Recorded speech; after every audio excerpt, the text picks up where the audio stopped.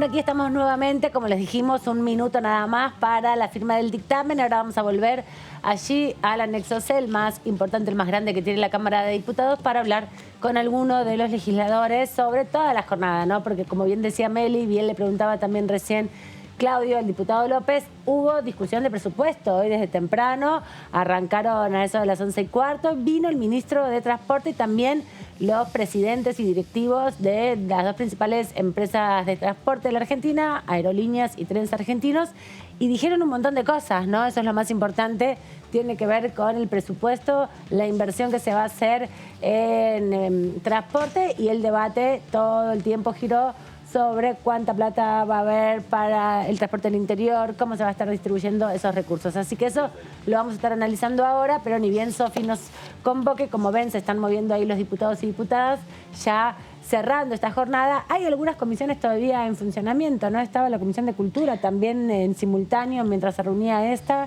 con algunos temas. Sí, fue una jornada cargada de comisiones, porque también se reunió la Comisión de Salud para tratar varios proyectos, algunos de ellos con media sanción del Senado. Vimos uno recién antes que nosotros estuviéramos al aire después, de la claro, discapacidad. eso fue un plenario, sí. Después de reunirse Salud, se juntó con la de discapacidad y avanzaron en el proyecto que tiene que ver con modificar el tema de la renovación del certificado único de discapacidad, ¿no? Fue un dictamen unificado porque había distintos proyectos de legisladores.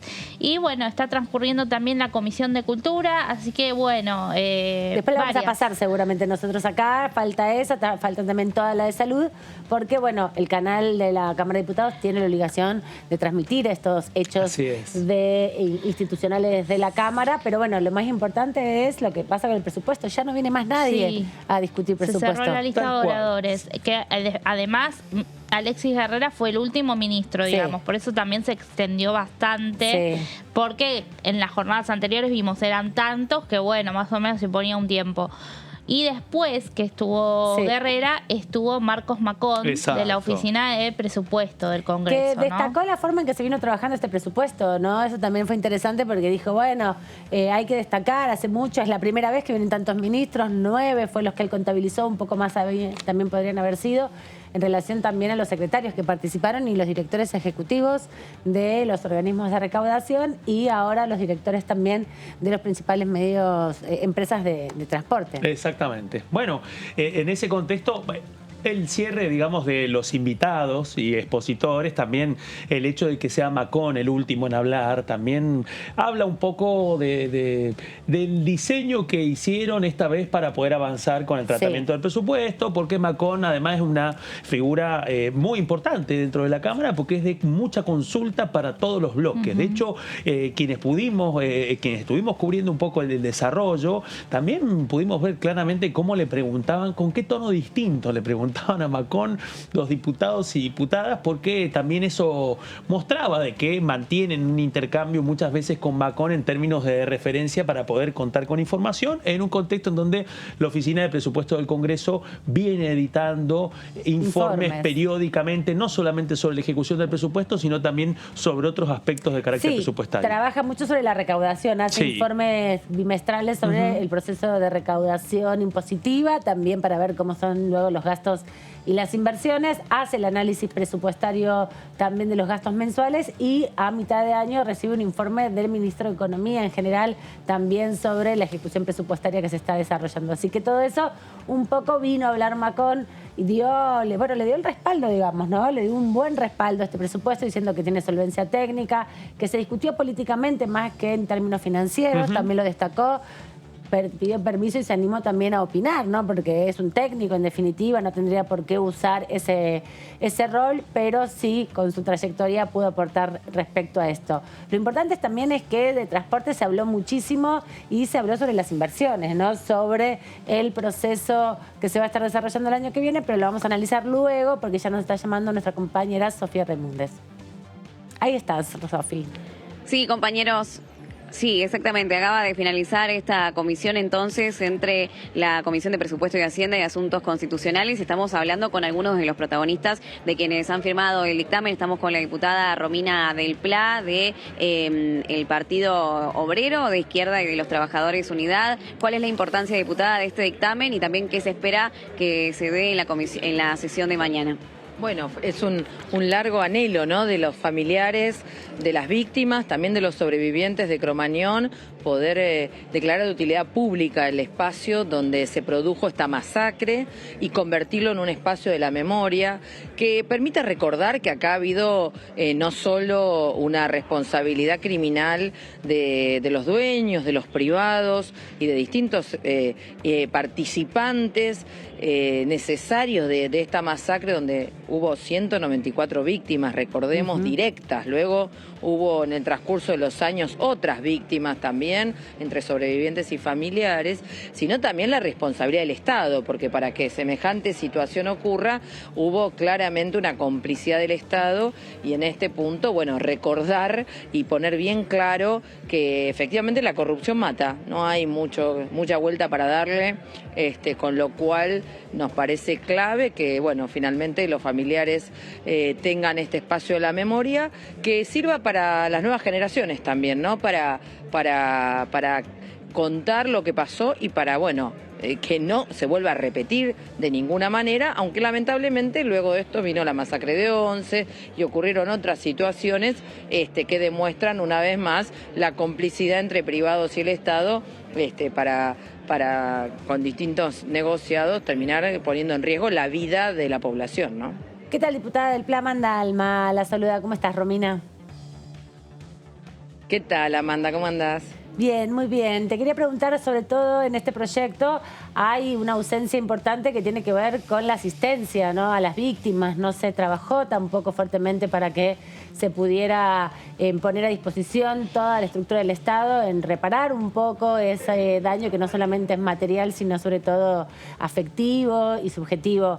¿Cómo ves esa parte también, ¿no?, en términos de la asistencia del Estado a las víctimas, en este caso de Cromañón, pero bien repetidas otras situaciones donde también el Estado ha sido responsable en cierto sentido por la falta de controles, ¿no?, en la seguridad de quienes utilizan determinados espacios?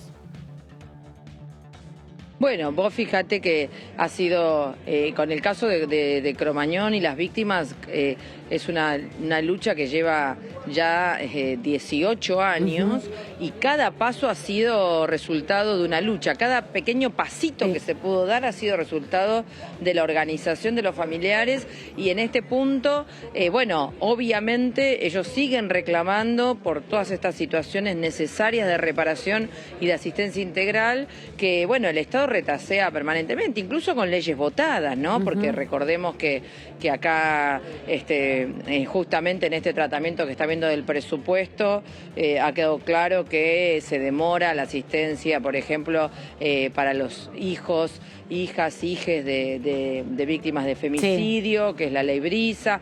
O sea, aún con leyes votadas, hay que seguir peleando para que se cumplimenten, ¿no? Entonces, es claro que no es la misma celeridad la atención del Estado a las víctimas de sus propias acciones negligentes o criminales que la asistencia o los subsidios a distintos sectores patronales que ahí aparecen rápido, ¿no? Sí. Entonces creo que, bueno, vamos a seguir acompañando a los familiares en todos los reclamos que se sigan desenvolviendo fuertemente, ¿no?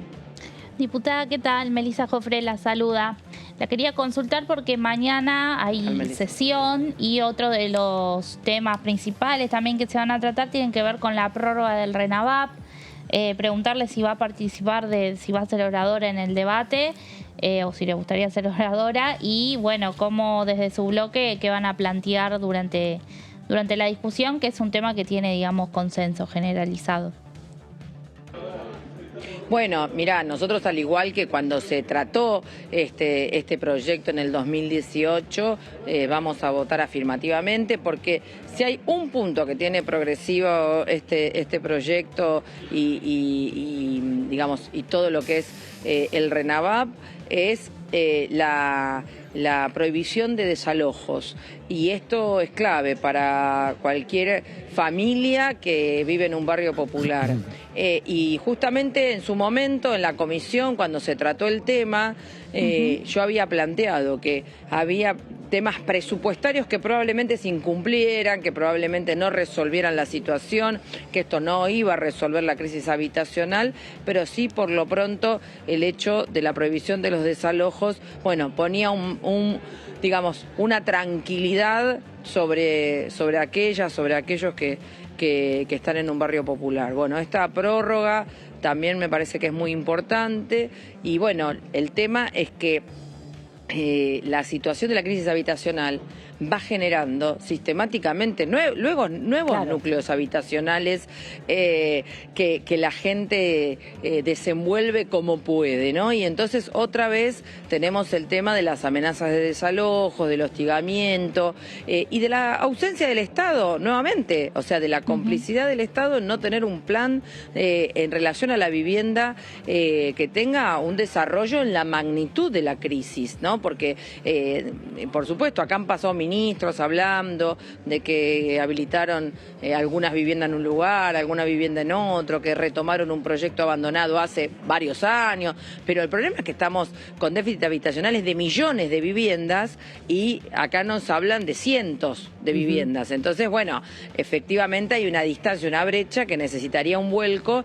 Bueno, y en el mientras tanto las familias resuelven eso como pueden y por lo tanto deben ser acompañadas y lo que no puede pasar es que sean hostigadas, hostilizadas y amenazadas de ser desalojadas. Diputada del PLA, buenas tardes. Claudio Mardones la saluda. ¿Cómo está? Diputada, después de la sesión de este miércoles, bueno, todo va a estar muy enfocado ya en el tramo de las definiciones para llegar a un dictamen del presupuesto 2023. Bueno, en ese contexto, hoy, con la presencia del del ministro de Transporte, Alexis Guerrera, quedó uno de los temas centrales fue el debate en torno a los subsidios para el transporte público automotor en todo el país. Guerrera no fue muy asertivo con respecto a las partidas, especialmente dejó claro de que posiblemente el año próximo dejen abierto el camino para nuevos aumentos en el boleto de transporte. Quería preguntarle su punto de vista respecto a este debate en torno a cómo administrar los subsidios para el transporte público automotor en el área metropolitana, en el resto de nuestro país, y si cree que existe alguna forma de poder canalizar esta discusión que no sea aumentando tarifas. Bueno, justamente el ministro fue muy claro, como va a reducir subsidios para la zona AMBA, se va a pasar de 125.000 millones a 104.000, está claro que lo que falta se va a cubrir con un mayor tarifazo en la zona AMBA, sí.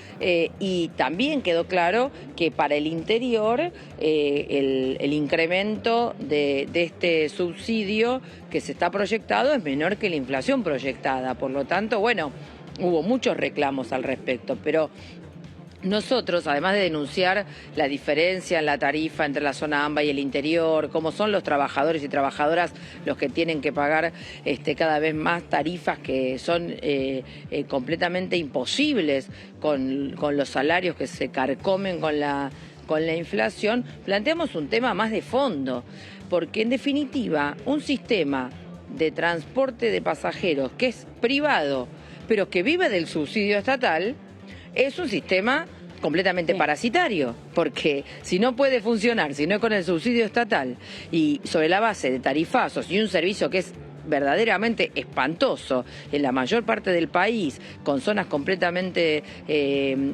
desconectadas, sin cobertura y encima con una situación donde, por ejemplo, en horas nocturnas no se controla que realmente se garanticen los servicios que tiene que haber, la pregunta es ¿por qué no se estatiza bajo control de los trabajadores y usuarios? Y entonces terminamos con un negocio parasitario y cubrimos las verdaderas necesidades y ponemos línea de colectivo en los horarios y en los trayectos donde realmente la población las necesita, ¿no?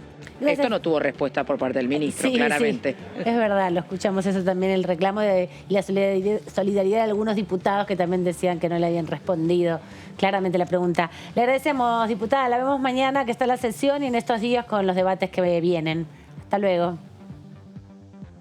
Hasta luego, muchas gracias. Bueno, Sofía, y volvemos en un ratito, ¿eh? Perfecto, hasta luego, compañeros. Ahí estamos repasando la actividad parlamentaria y lo que decía la diputada del PLA respecto al debate sobre el transporte en Argentina, ¿no? Las líneas de colectivos es una de las dimensiones de la discusión.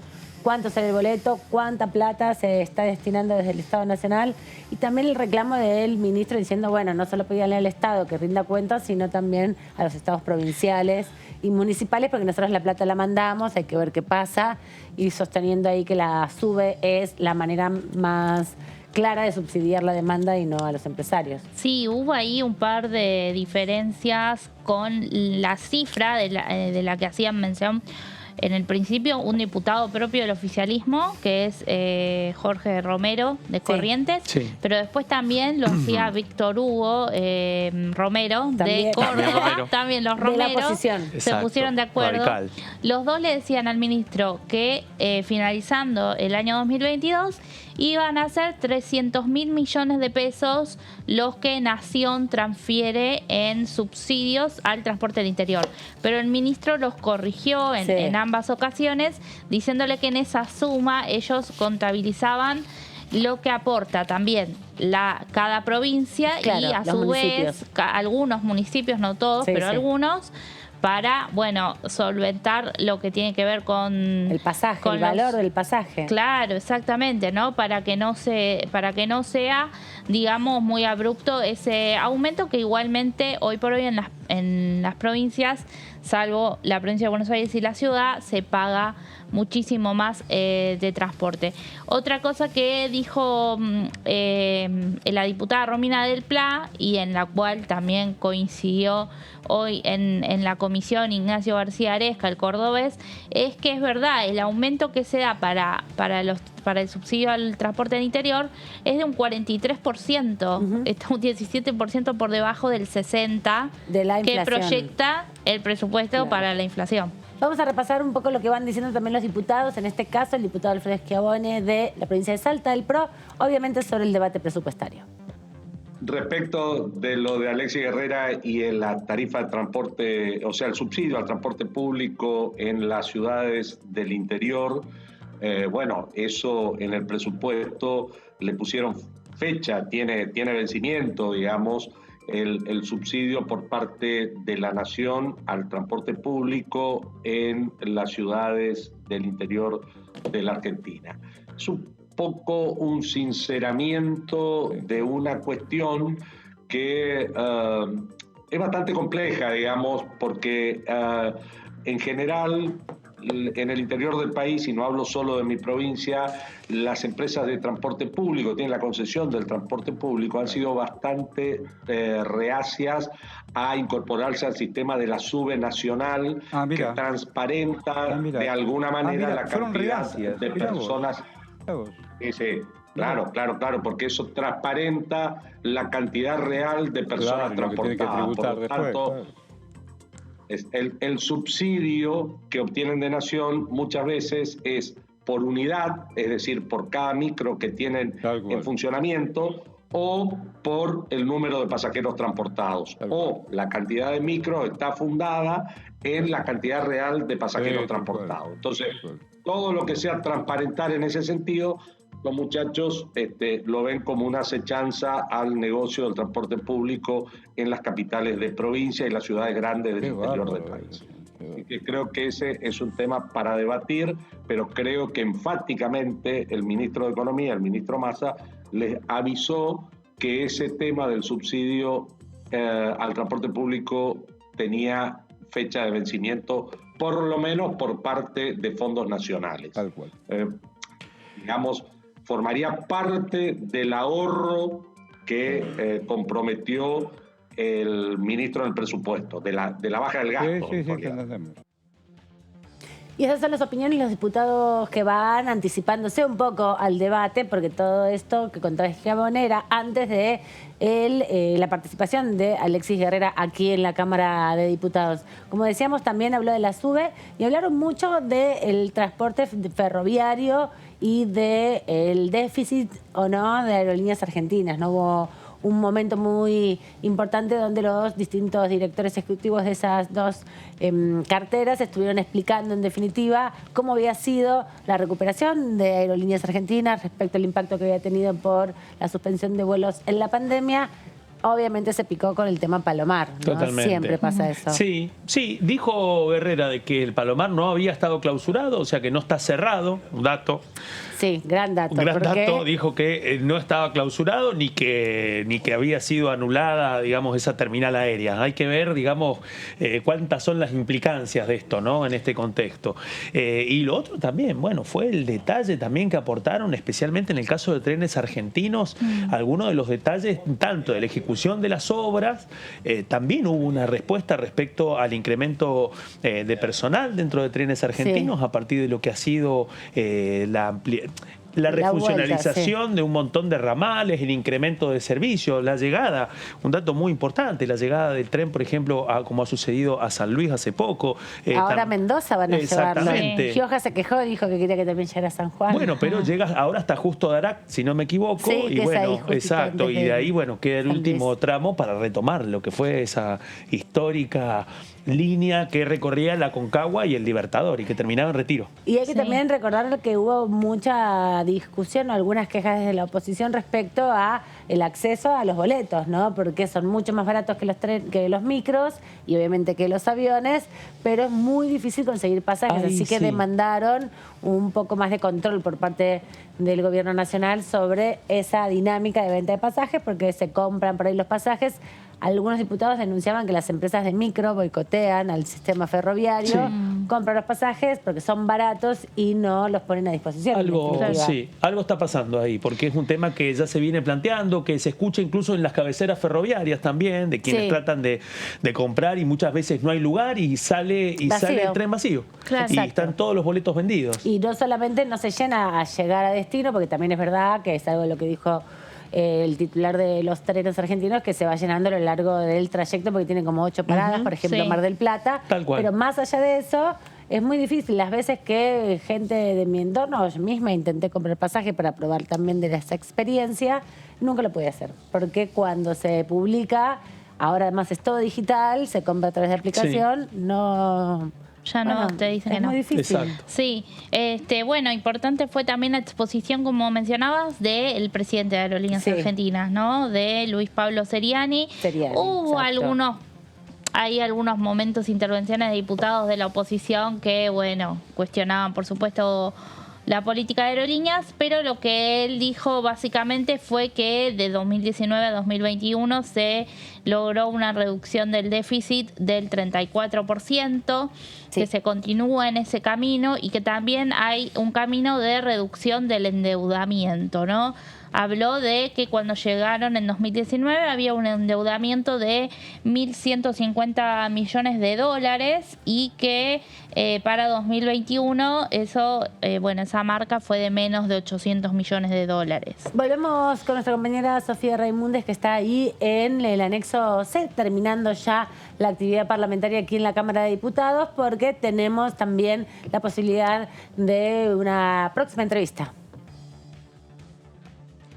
Sí, exactamente, Aman. Estamos ahora con el presidente del bloque del Frente de Todos, con Germán Martínez, fuera de la sala de reuniones, porque dentro se está llevando una reunión de bloque para la sesión de mañana. Diputado, ¿cómo le va? Muchas gracias por esta entrevista. ¿Qué se espera, hablando justamente de la sesión de mañana, de la duración y además de los temas que se van a tratar? Bueno, claro que la reunión de bloque es del PRO, que no, estoy afuera porque justamente es una reunión de bloque del PRO. Buena ¿no? Pero aclaración. Bueno, mañana tenemos una convocatoria para las 12:30 del mediodía. Si bien el temario es un poco más amplio, estamos trabajando fuerte por dos proyectos que son importantes. Uno de ellos es la extensión de los plazos de la Ley de Barrios Populares aprobada en el año 2018, que también incluye una ampliación de los polígonos incluidos dentro de la ley. ¿Esto qué quiere decir? Que cuando sancionamos la ley en el 2018, yo no era diputado, pero lo sancionaron los diputados nacionales, había un anexo de los polígonos, o sea, los barrios que estaban incluidos. Bueno, como hubo nuevos relevamientos, se han incluido nuevos barrios y eso va a estar todo tratándose en el día de mañana. Al mismo tiempo, también hay un proyecto importante que es la posibilidad de la utilización de la herramienta del crédito fiscal para la innovación tecnológica. Este es un proyecto importante porque la semana pasada, cuando vino el ministro de Ciencia y Tecnología, Daniel Filmus, hablamos mucho sobre el financiamiento público del sistema científico y tecnológico a partir de la ley de financiamiento plurianual de la ciencia y la tecnología que aprobó este Congreso. Pero hay también inversión privada que debería sumarse y potenciarse y fortalecerse. Bueno, el crédito fiscal puede ser una herramienta principalmente para las pequeñas y medianas empresas para poder incorporar innovación tecnológica y que se puedan sumar recursos al fortalecimiento de la ciencia y la técnica. Bueno, recién acabamos de dictaminar en la Comisión de Legislación General y Presupuesto también el proyecto vinculado al inmueble de Cromañón, que ustedes saben lo significativo que es. También hay algunos proyectos vinculados a los temas de derechos laborales, a la cuestión del deporte. Yo creo que vamos a tener una linda sesión. El tiempo, no lo sé, pero yo creo que vamos a estar más o menos en unas 11, 12 horitas, fácil. Sí, sí. ¿Cómo está, diputado? Aquí Amanda Alma lo saluda desde el estudio. Gracias por este ratito. Te vimos muy activo en la jornada Hola, Amanda, de hoy. saludos a toda la mesa. Aquí estamos todos con ganas de charlar porque sabemos que estuviste muy activo ahí en el presupuesto. ¿Qué ha pasado? ¿Se dictamina la semana que viene? ¿Se aprueba la semana que viene? ¿Te sentiste un poco compelido por lo que dijeron algunos diputados de que no iban a acompañar ese apuro o qué? No, pero nosotros no tenemos apuro. Lo que nosotros queremos es que el presupuesto se trate y se trate en los tiempos que son estrictamente necesarios. Te voy a contar algo que lo dije públicamente y vos sabés que en general, inclusive con ustedes en el diálogo con los periodistas, sí, las cosas que puedo charlar con ustedes son las cosas que digo en público, ¿no? Cuando tuvimos una reunión de labor parlamentaria que está debidamente documentada y filmada, donde nosotros más o menos trazamos un cronograma de trabajo para el tratamiento del presupuesto, hablamos del 26 de octubre como una fecha de referencia, pero yo intervení 2 veces en esa reunión. En esas 2 reuniones, en esas 2 veces que intervení, dije, miren que si el clima viene lo suficientemente bien respecto a las posibilidades de consenso, tratemos de acercar la fecha tendiendo al 19 de octubre. Todos los que estaban ahí, todos los presidentes de bloque, escucharon a la perfección lo que yo dije. Ahora, nosotros ya llevamos hoy, creo que llevamos 32 horas de tratamiento del presupuesto en 5 momentos distintos. Cuando vino Massa, cuando vinieron los secretarios de Hacienda, de Finanzas y de Política Económica, las 2 veces que vinieron los ministros la semana pasada y los secretarios y titulares de empresas, y hoy completamos la 5ª jornada. En total, 32 horas de tratamiento. Yo lo que hoy dije es, si estamos con posibilidades de avanzar en un consenso que nos permita un dictamen, ¿por qué esperar al 26? ¿Por qué no adelantar al 19 la sesión y ver si la semana que viene podemos dictaminar? Que salieron a hacer que querían adelantar, acelerar. No queremos hacer ninguna cosa extraña, nada que no hayamos dicho en la reunión de labor parlamentaria. El jueves nosotros nos volveremos a encontrar con la Comisión de Presupuesto, escucharemos a los diputados de las distintas bancadas y ahí veremos qué tan lejos o qué tan cerca estamos de la posibilidad de emitir dictamen y de llevar este tema al recinto. Diputado Martínez, ¿cómo le va? Claudio Mardones lo saluda, ¿cómo está? Pero lo escuchaba atentamente y quería preguntarle en ese sentido, porque bueno, Juan Manuel López, el presidente del bloque de la coalición cívica, fue muy asertivo al decir de que no iban a votar el presupuesto si no se respetaba la fecha del 26 de octubre.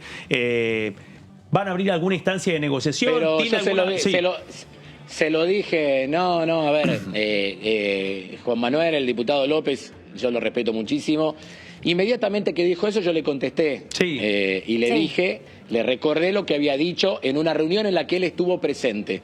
Fue una reunión de presidente de bloque en el ámbito de labor parlamentaria. Y después no solamente charlé con él, sino que charlé con los otros diputados. Le digo, dije... Y Heller dijo lo que nosotros dijimos el primer día. No hay ninguna novedad. Digamos, ¿no? A mí me parece que lo que está pasando es que han venido una cantidad de funcionarios. Tuvimos 30 y pico de horas de debate. en realidad no aparecen críticas fuertes, no aparecen impugnaciones graves a la metodología trazada para el debate del presupuesto.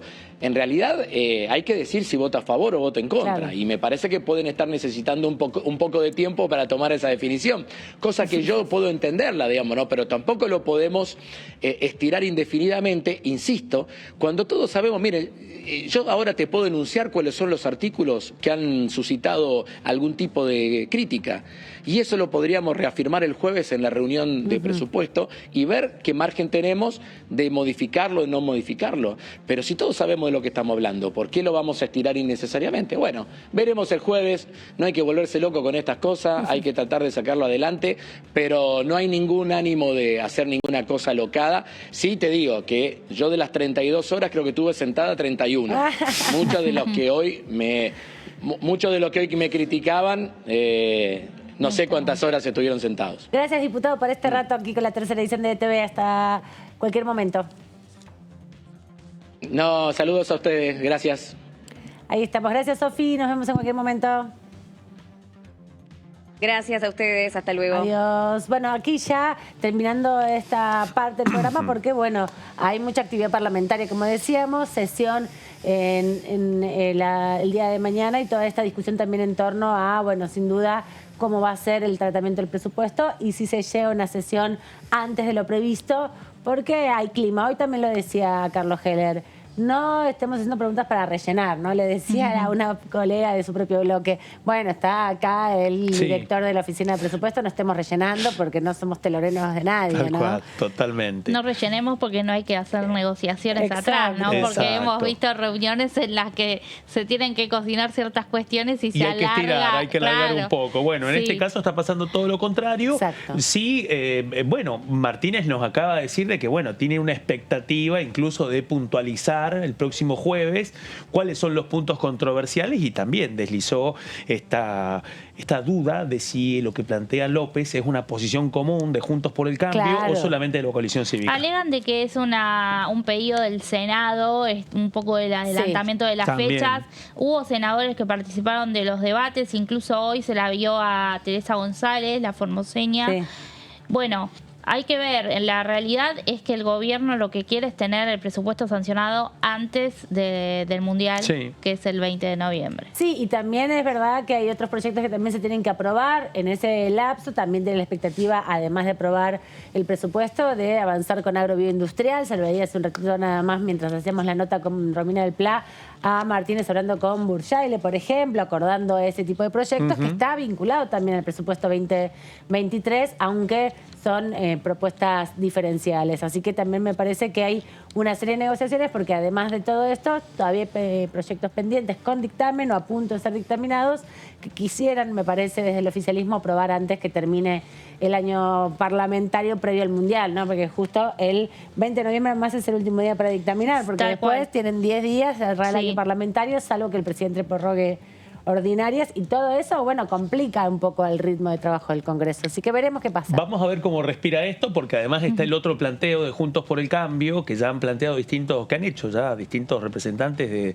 de la principal espacio opositor, que no quieren que se les cruce que no quieren que se les cruce cualquier intento de postergar o eliminar las primarias con el debate del presupuesto. Así que también hay otra cuestión vinculada con el cierre de ese debate. Bueno, aquí seguimos en la tercera edición de DTV, nos vemos en cualquier momento porque, bueno, está el debate del presupuesto ya planteado con 5 momentos de discusión, más de una docena de funcionarios aquí en la Cámara de Diputados. Sigan en DTV con más información.